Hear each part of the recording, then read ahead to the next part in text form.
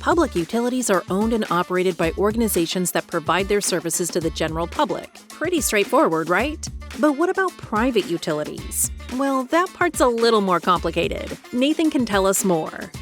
Nathan works for Top City Communications, a facility operator and member of Kansas 811. His job is to locate and mark Top City's buried lines, but he doesn't mark private utilities. To put it simply, private utilities are utilities that extend onto privately owned property. That includes gas, electric, communication, sewer, and water lines. Most often, the boundary between a public utility and a private utility is a valve, transformer, meter, or network interface device. This boundary is what's called a demarcation point. Utility companies like Top City Communications are only required to mark up to the demarcation point. For anything after that, an independent locator is needed.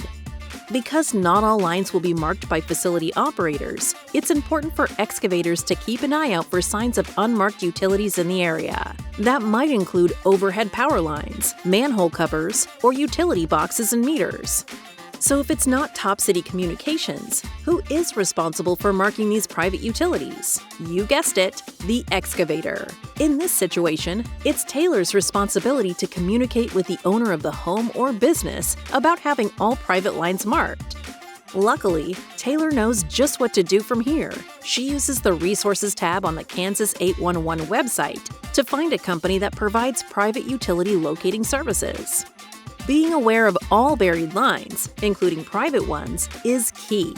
Any damage to an underground facility can be a major issue, but some types of damage are especially concerning.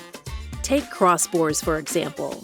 A crossbore occurs when an existing underground line is intersected by a new line.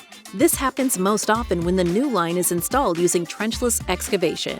When a crossbore involves a natural gas pipeline, it can be extremely dangerous for people and property. Communicating with property owners and working with independent locators can help avoid crossbores and other surprise run-ins with underground facilities. Here on this job site, Nathan has finished marking Top City's lines, and the independent locator has finished marking the homeowners. Now that everyone is on the same page about both public and private utilities in the dig area, excavation can begin.